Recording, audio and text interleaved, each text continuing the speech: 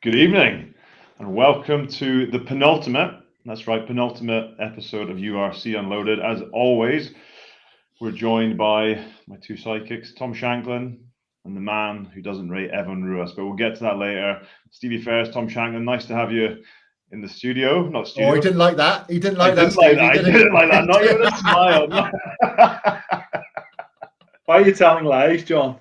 No, well, we'll get to it. We'll get to it later. Gents, how are we? We're keeping it fresh this week. We didn't speak about that. You created atmosphere already, John. So there's been an atmosphere already this week on the WhatsApp group. So I'm just carrying on.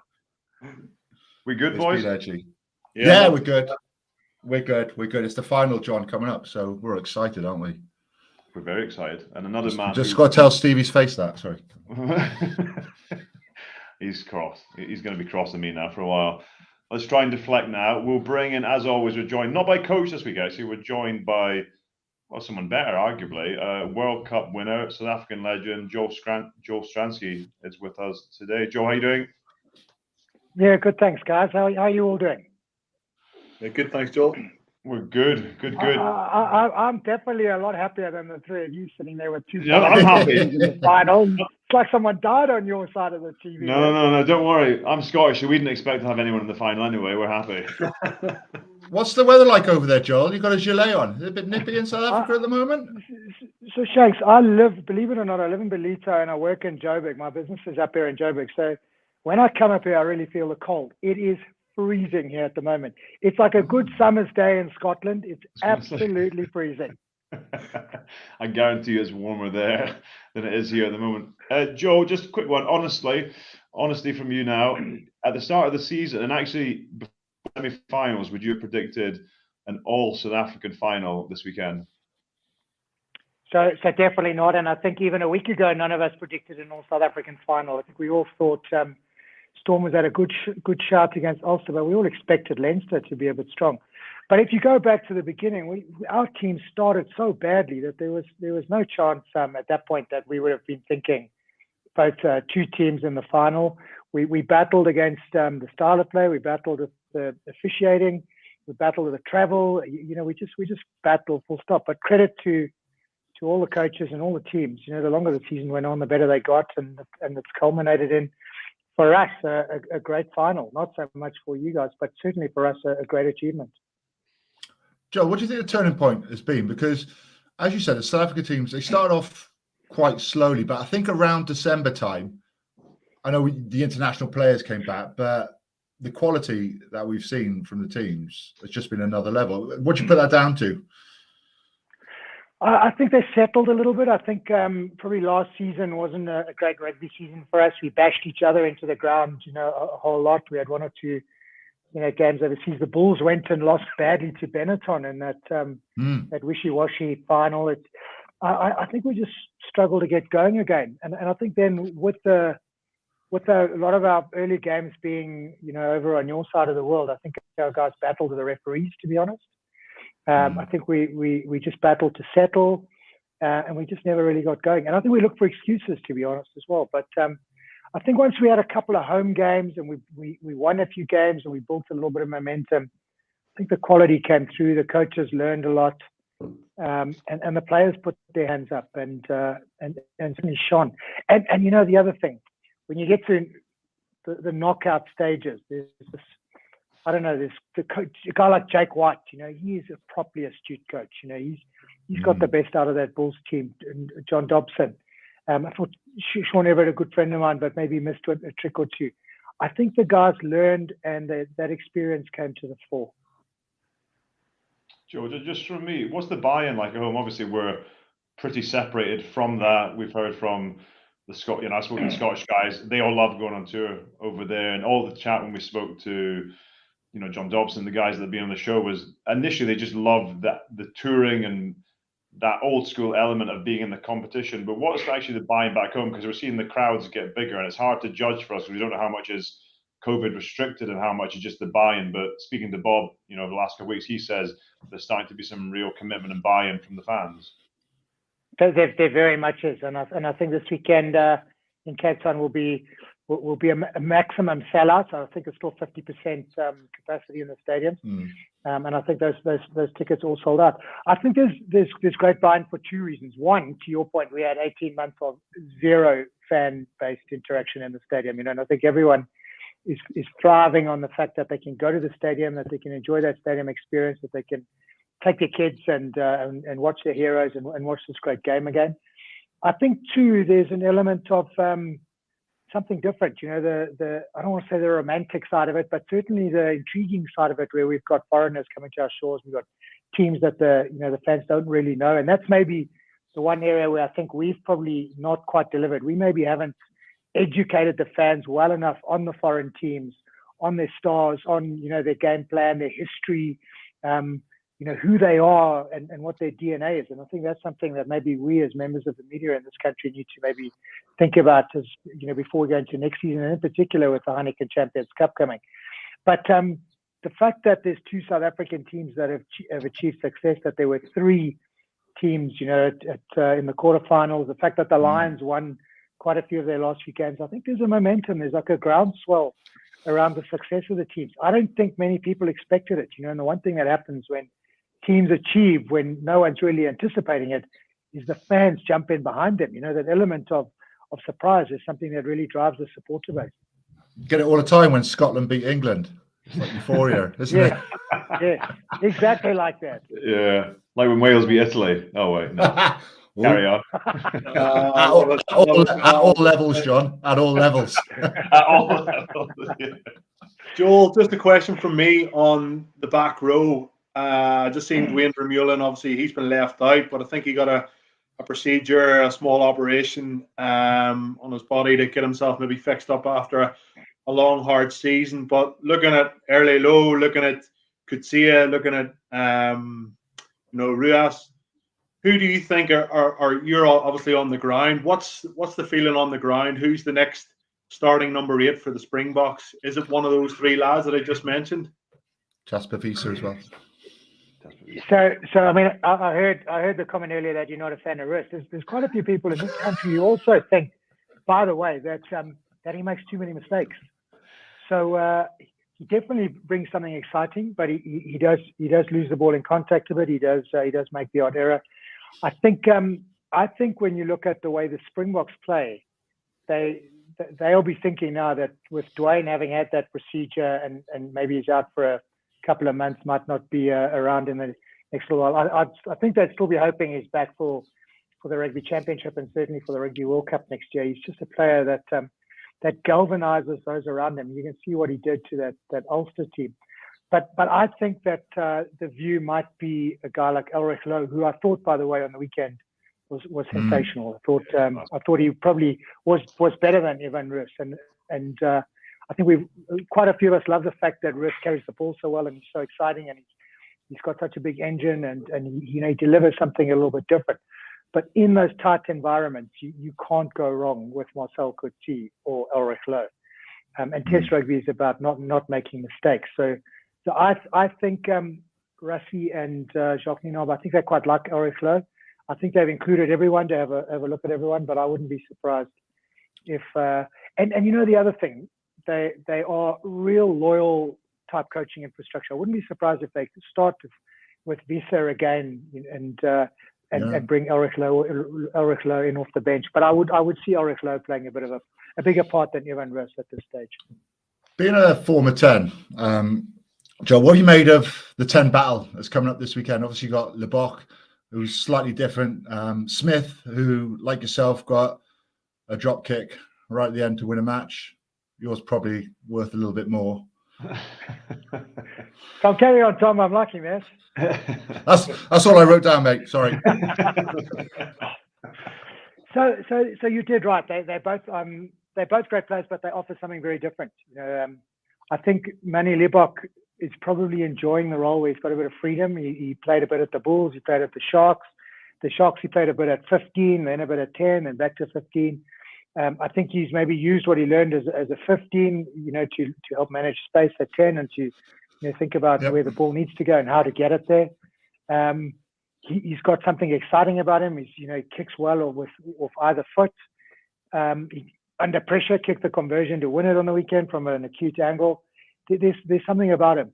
But again, if you want rock steady and you want to play a territorial game and you want to have a 10 who doesn't make mistakes, then you'd probably look at Chris Smith. You know, he kicked the drop, he kicks his goals, he's strong in defence, he's not flashy, but he does the basics really, really well. It's an interesting decision. I think with the Springboks that, you know, they've got Pollard, they've got Elton Yankees, who is number 2 or number 3. I think will come down to personal preference. Personally, I think Chris Smith's probably been better in the last few weeks, but I would pick Manny Libbok because he brings something different. You know, he's got a bit of excitement to him, and he can play a slightly different game plan and maybe chase the game more than some of the other teams. Did you think the kick went over? The touch judge said it did, so I'm sure it must have. 3. Yeah. It's in the record book in that column there. It was a close one, wasn't it? It was close. Yeah, it was close. You sort of think it might have hit the post, and then you don't know. But I mean, three officials gave it, so definitely would have to say. Yeah. Joe, just quickly, last one from me. Certainly, predictions for the weekend.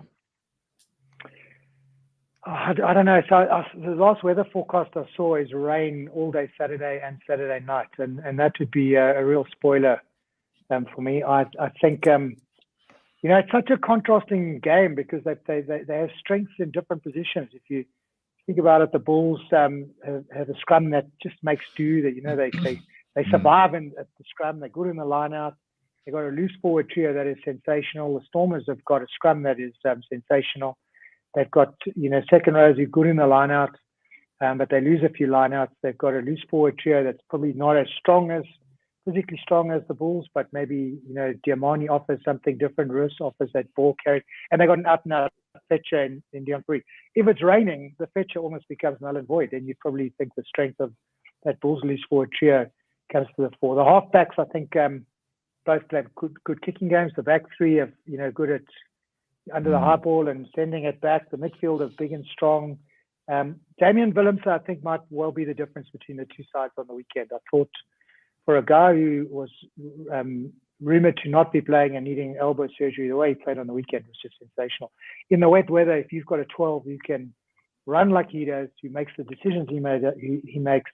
You can, you know, he's got the nous to play any type of game plan, the kicking game. I think he might just be the difference. And then I probably think the home side would have the advantage. But it's also, I don't want to sit on the fence too much, but it's quite hard to bet against that Bulls loose forward trio, because if they are on song, you know, they can dominate the game in the rain. How will you get there? Are you going to like run, cycle, swim? Because I know you're into your I think I might swim down the coast and then swim to the stadium if by all accounts it's flooding in Cape Town. So we're still trying to stay fit, still looking after the body. Gets harder, doesn't it? You know, we're on at John all the time about, you know, make sure you stay fit and exercise. Yeah. Let's not bring up that photo of you that's from the other day. Right, Joe, before this descends into a tit-a-tat, we'll let you get back to your chilly South African evening. Thanks so much for joining us. Are you going to the game? I am going to the game, yeah. It should, so just to answer your question earlier about the groundswell, it's a massive occasion. SuperSport are, you know, we've got 2 TV shows, 2 live additional programs, you know, not out of the norm, on Friday night from the stadium. The build-up is a, you know, much longer than normal build-up. The fan experience will be huge. South Africa will come to a standstill for, you know, 2 or 3 hours on Saturday evening to watch this game. It's a huge spectacle for us. It's wonderful. It's absolutely fantastic. Awesome. I agree. Well, enjoy the game, Joel, and hopefully we'll catch up with you soon. Thanks, Joel. Super. Great chatting, guys. Nice one, mate. Joel, take it easy. Ooh, that was different. I like that. That was nice. Nice. Let's switch it around, yeah. Nice guy. I don't think we've had a bad guest on. All the South African guys are always good value. We had a few that dodge us, though, haven't we? We've got a few dodgers who want to come on. Dodgers. Again. Don't think any ref's going to come on here, are they? No, is Dai Young available next week? We had to have Richie Reese on, didn't we? Not sure. We're quite an intimidating trio, though, aren't we? So we'll get someone on. We'll get someone on. But on the games, we'll start with We won't start with Ulster because it'll get a bit sad in here, but we'll start with the Bulls, Leinster. The bookies had it as a 30-point victory for Leinster. No one here gave them a chance. I don't think in the predictions. I don't think anyone in the right mind gave them a chance. Any thoughts on the game? I was there. I was meant to be doing studio, but I didn't make it because Collie didn't book the right flights. Look at that! Look at that! I thought it's just not going to be your day. The Bulls. This is nice. You don't see that very often. I think it's. Well, you do, Shank. You do. You see it at school rugby all the time. I don't watch school rugby, mate. What do you watch play? But like, honestly though, like it's not wrong. No, I know what you mean. No, I know that, but you just normally see teams just tackle and give it a big ball carry, but the variation was class, and that just opened up a little space for. That's embarrassing.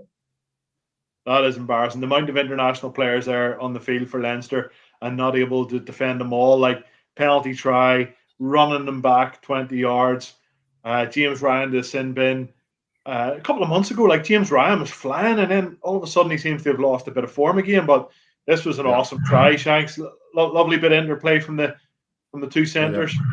Exactly what you'd expect. They attack with numbers, they attack with angles. It was really well worked back inside. And really well finished as well. But this I think this is the turn. This was huge. It is a killer. I mean, drop that, then it becomes an accident offside, and then it becomes a penalty, and that just takes it too far away.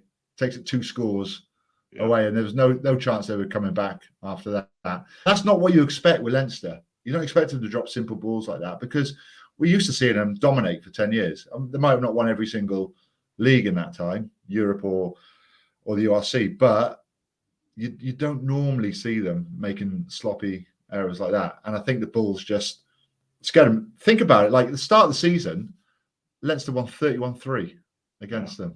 What a turnaround that's been. Shows you what a little bit of momentum can do, and getting your players back. And the Bulls have found some real good form. It's not like, you wouldn't say it's over expansive rugby, but it was smart. It was a pretty straightforward game plan, wasn't it? Start fast, and then they're physical. They're always physical, brilliant at the breakdown. The back row, as Joel Stransky was saying there, they're brilliant, and then they just slowed the game down, and then Leinster made error after error after error, and it was unlikely. Do you think Leinster took it a bit lightly, Stevie?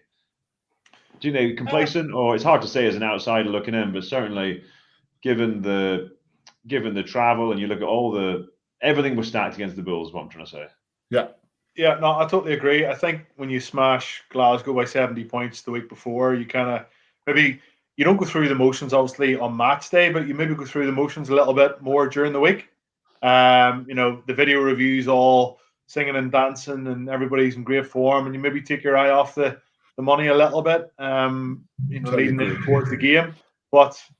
Yeah, like they had enough international quality players on the pitch to do the job. I don't know about you guys, but like straight after half time, you talk about Leinster making mistakes. There was this horrible drop goal or drop out by Smith, and it bounces its way down the pitch, and Robbie Henshaw goes to pick it up and knocks it on 10 yards from the line. It was just very uncharacteristic mistakes made by seasoned international pros. But the reason for that, in my opinion, is because they were under pressure. The Bulls, got stuck into them, got under their skin. Johnny Sexton, I know, come on the pitch. We'll maybe pick this up as well. Like, could see Erlich Lowe was having a go. Arno Botha was getting stuck into him, and yeah, it was. I loved watching it. Like, I really obviously me personally wanted Leinster to have a last gasp victory, but it didn't happen. But yeah. This is the blueprint now to beat the men in blue. Yeah. Sheer size.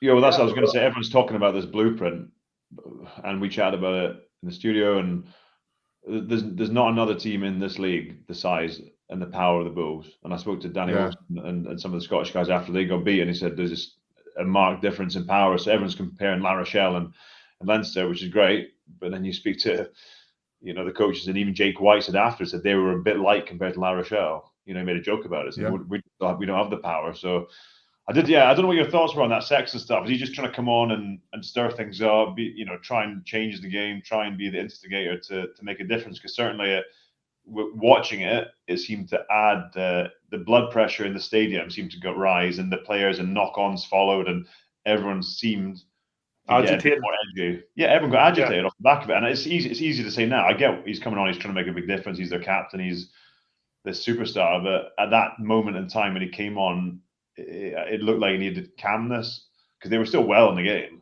He came on with 30 minutes to play. They were well in the game. Like I think the referee didn't help things. Was it Piardi, the referee?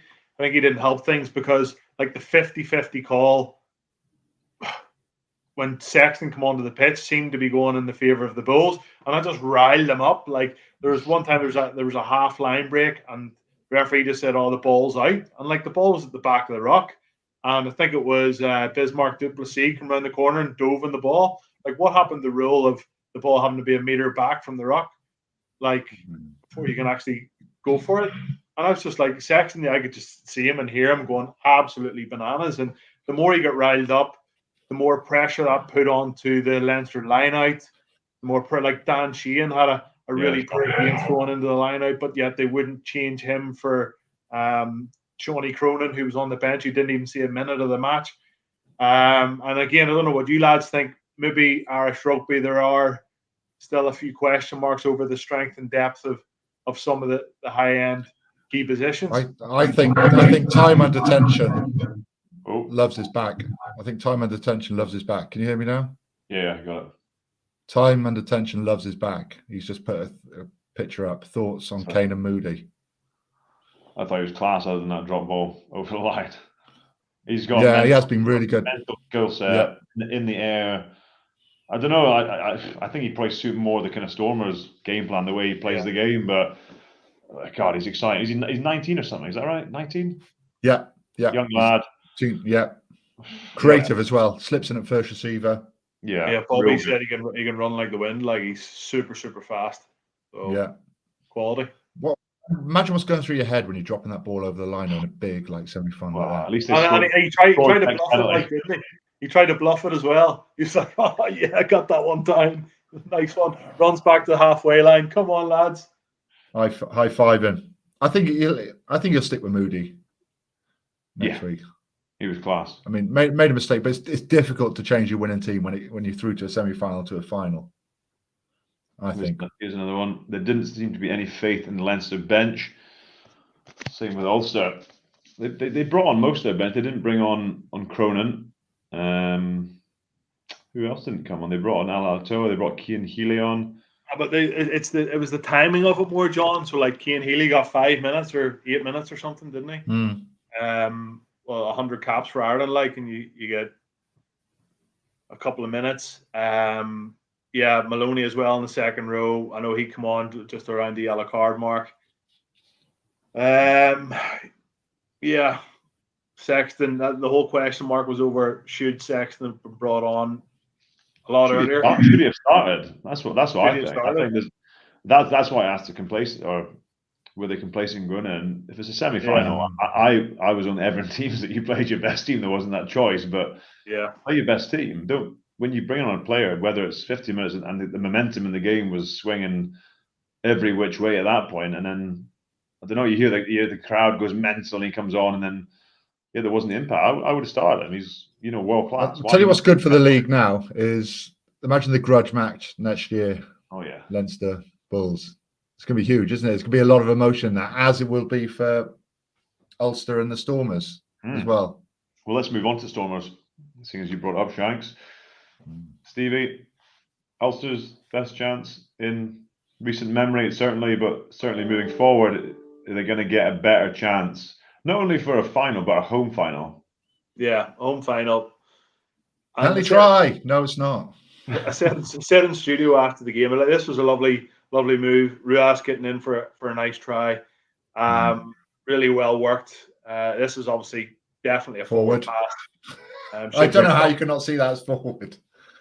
Well, it was a Welshman in the TMO box, wasn't it? So, definitely forward. I think Ulster were definitely second best. And at the start of the season, lads, John, I think you were actually part of that press conference. We heard McFarlane, some of the players talking about like it has to be a season with winning trophies. Yep. And if it's not, it's going to be a underachieved, disappointing season.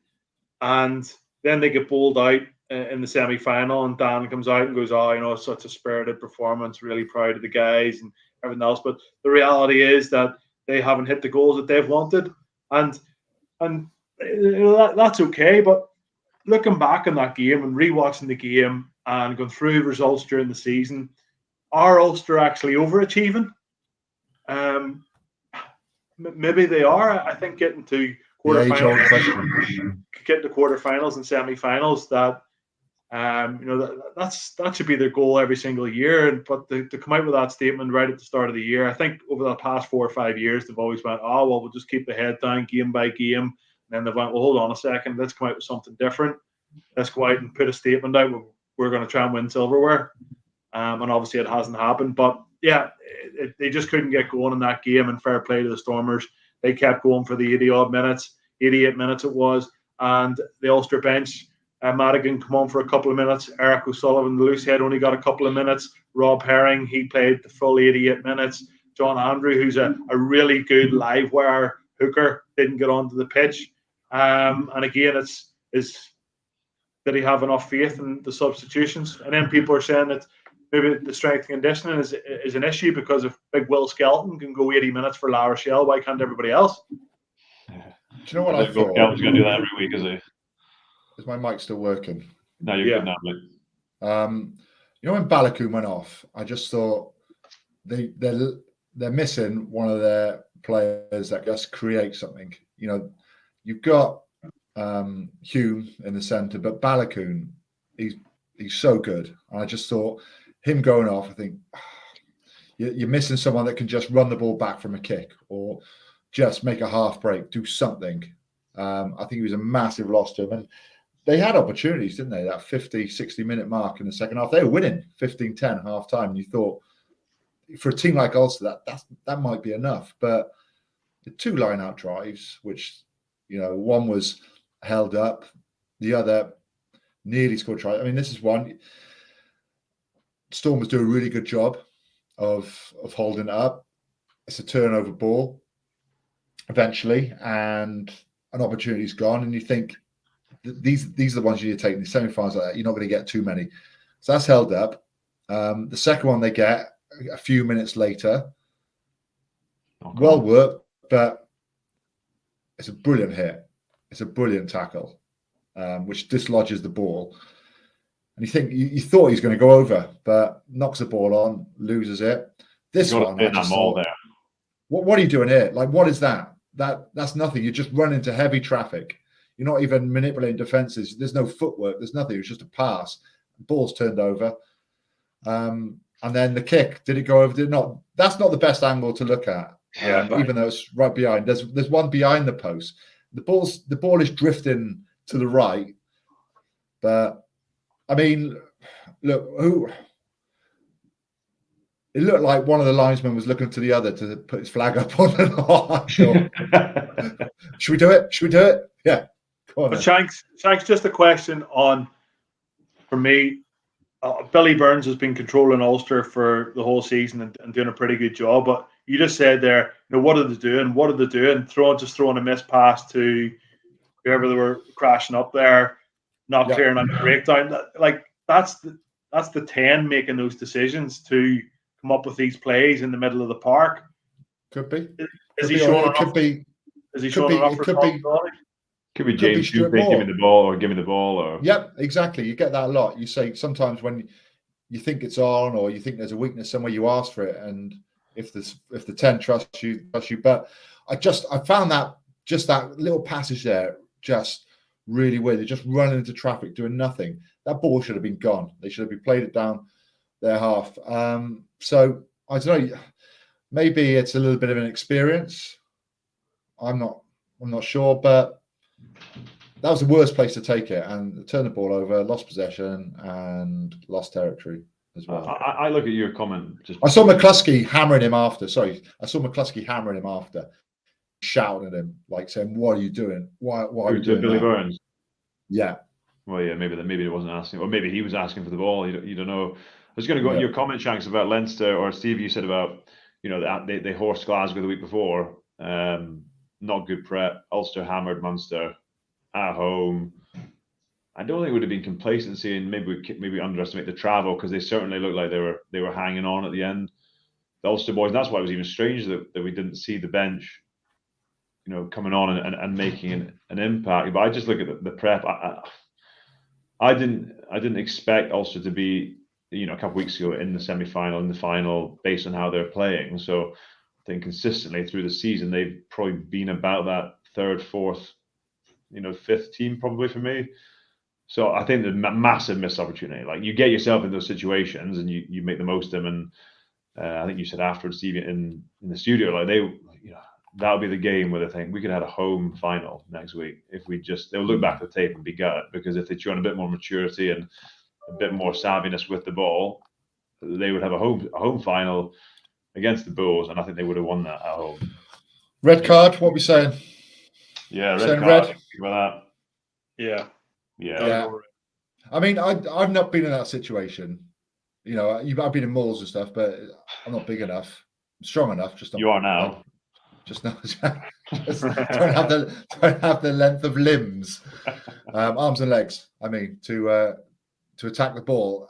Surely when hand goes across face, that's not a body, that's not a jersey. You have the ability to touch in your hands.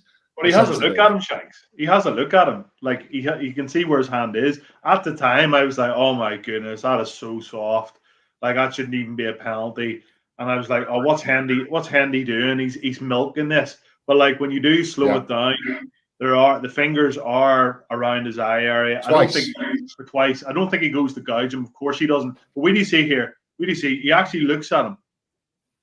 You see? Right there, he's looking at him, and he knows he's around the face area. And for me, that's a red card. I think he's walking off going, I'm a fool. Like, what was the thinking? Fool. Well, yeah, I don't think he meant to do it. I just think it's reckless. It's just, he's trying to be, a sub, make an impact, get through the maul, be a nose, and he's just completely lost any chain of thought about what he's doing, and he's just trying to be super aggressive. And I was used to, I thought Henderson was milking it, and I thought this is gonna, if it backfires on you, it's not gonna look great. But yeah, his red card, and we were chatting before, he's got been banned this year for biting. So not that you can't redeem yourself, but not there's anything wrong with biting, John. Yeah. Apart from everything. So there we are. It's going to be a good final. It's going to be a good final. I'm really looking forward to it. I think it's great for the URC. 2 South African teams. There's going to be a massive. Are you working at Shanks? It's going to increase the game. Yeah. I'll see you in Dublin. Looking forward to it. JB, you got a weekend off? Weekend off. Wasn't invited. We'll get predictions from you lads then. We're going to not go in the running order, but what do we think? Who are you backing? In Stormers beat the Bulls twice. I think in Cape Town, I think home advantage will come into it. I think if they can be a little bit more clinical, the Stormers, I think they've got a bit more creation behind in their backs. I'm going for Bulls. I'm going for the Bulls. I think Joel Stransky said it there about the weather conditions. Manny Leibach, I don't think, can manage the game as well. Big, powerful back rowers in the Bulls. I actually think, I know we're all Dobbo fans, but I do feel the Bulls are better coached. There are some quality individuals for the Stormers, but I just don't think they're on the same page. And that's why I'm going to go with the Bulls. Be close. Yeah, I don't know the weather. If it's dry, I'm saying Stormers, and not checked the weather thoroughly yet. But Joe Stransky seemed to think it was going to be wet. But I'm going to stick with the Stormers just because I like the way they play, and I hope I think they deserve to win. But stick with the Bulls. So maybe I'll sit on the fence like Joe Stransky did. On to Player of the Year awards. Any comments? Player and Coach of the Year. Yeah, well, Big Leo Cullen got Coach of the Year, didn't he? Surprised? I was surprised. Yeah, not that he's doing a bad job, because he obviously finished top of the table, but I think you look at the South African teams, that was where I was looking, certainly. Yeah, me too. I think Leo would have been a little bit surprised as well. Yeah. What more can you say? Reading the online comments and a lot of the stuff on social media, John, everybody agrees with you. Like, for the South African teams to come into the competition to now find themselves in a final, it seems just a bit strange not to, even Dabo or Jake White to get that honour. So, yeah, strange one. And Player of the Year. Who was it? Who was it? Who was Player of the Year?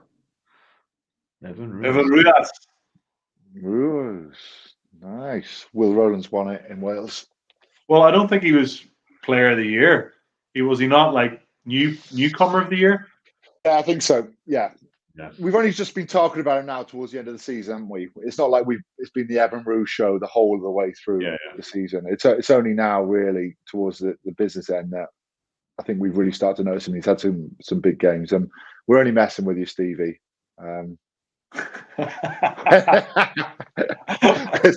I said last week he's got to be in the squad. I meant squad, probably not. I said team, but it's funny, Joel. I sort of like his hands. I don't know about his hands. He seems to like when a ball's past him, it's like he's almost like ready to explode into contact before he even catches the ball. Do you know who reminds me of? He's only young, like Andy Powell. Like a young Andy Powell. Yeah. Elusive, great on his feet, fast, powerful. Yeah, breaks tackles. Well, I sent that into the group chat. Like he reminds me so much of Andy Powell as well. I said it first. Huge. But yeah, we'll see what he's made of. He's obviously going to be up against ridiculous competition with the other three Bulls lads. So yeah, I did watch Leicester game on the weekend, and Jasper Wiese was class, beautiful. But he is so direct. Like he is, give me the ball, I will steamroll you, I will give you go forward, and fits perfectly into the South African way for the international team. So yeah. We'll see. Needs a big game. We'll see. Rants of the week. Anyone got one? Travel. Could open a can of worms here. Yeah, travel. Shocking. Worried about this weekend. There's going to be like a standstill on motorways. Dublin lorries like blocking motorways for rising fuel prices, which I get, but I still want to work and come to Ireland. Professional. Just want to do your job. The best you do. And that's what it is. Professional. Referees for me, lads. I just thought the two referees at the weekend were really, really poor. Like really poor. No consistency whatsoever between the two. Big calls at crucial times. And yeah, like I think the Mike Adamson one where he called a penalty try and then like ran back just to award the try. Like it was so random. There's one instance where the ball was out and they dived on it, and then the penalty was reversed. Yeah. He said the ball was out, but they hadn't picked it up yet. Yeah. Really weird. Yeah. But anyway, we've complained enough about the referees all season. We all know they've got a bloody tough job. Good luck to Andrew Bryce in the final. Yeah. My only rants just whoever booked my travel made me look like a cock, and I didn't get to do my job at the weekend, which is what I want to do. Gavin Muldoon. Yeah, Gavin Muldoon. Give him some heat on Twitter, everyone, or Insta, whatever platform you choose. The Mull of Doom. The Mull of Doom. The Mull of Doom. We'll move on. Gav. Well done, Gav. Presenter's choice. Gav's responsible for putting this up, so he might not put it up now. He might have gone. Oh, last minute. Best final you've seen live in any sport. Did you have a big game ritual? Any preferences, lads? Don't want to hear yours, John, for big game ritual, mate. It's a clean show. It's before the watershed, so your big game ritual. Don't want to hear what yours is. Because I can guess. Last minute defeats 2 against Ireland. Killers, mate. 2004, Rog drop kick right at the end. and 2009 did it the same. Yeah, well, it was Wales for me, Shanks, 2010 or 11, when I gave away a tip tackle and Halfpenny knocked it over, and then you boys went on to win the Grand Slam. Yes. Devastating. Well done, Stevie. Mine was. That's why you liked in Wales, mate. That's why they liked. Mine was Wales, Shanks. You were playing that day, I think, when we were 15 points up in the Millennium, and then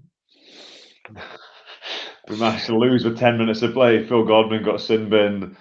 Scott Lawson got sin binned. Parksy went off with cramp, I think, because he'd been on the piss the night before. So I think we had 12 players left on the pitch, and we surrendered a 15-point lead in 8 minutes. Let us score under the post in the final. You know, the worst thing about that was, I remember there was Phil Godwin tripped, I think, Lee Byrne to give. So they got under the sticks, and there was a bit of a debate, a conference by the senior players, and they took the 3. And I remember being under the post and saying to someone, "I can't believe we're just drawing this game. I can't believe we're going to draw this game." Nah, we've lost, lads. No, it's fine. I was on the bench actually. I remember watching it, thinking, "Oh my!" Like you start off like on fire, drop kicks. Yeah. Your whole back row, you, Kelly Brown, and someone else were just destroying Johnny B. Wales. Yeah. Good night out afterwards. Yeah, always is, mate. Always is. Always is. I reckon that's one of the reasons why I played rugby. Good nights just out. For the nights out. Just touring and nights out. So, well, as Ugo Monya said, lads, no more drinking in rugby. Get rid of the culture. Yeah. Turn it down. Can't have any commercial revenue coming into the club anymore. No booze allowed. Right, before we get I'd find a new sport. Yeah, maybe. But I'm one of the ones that does it responsibly. Anyway. Exactly. Drink responsibly, everyone. Have a good weekend. We'll have one more episode. Obviously got the final this weekend, which you can watch on Premier Sports, but this will be my last time hosting, so I don't know who's going to host next week. We can maybe put it to a vote on Twitter or something. See who goes. But gents, enjoy your weekend. Enjoy Dublin. Imagine the thousands that would vote for that. Oh, be chaos. Have a good weekend, lads. Yeah, we will do, mate. We'll send you a couple of photos. Yeah, please do. Yeah. Thanks, John. We're buzzing. See you, lads.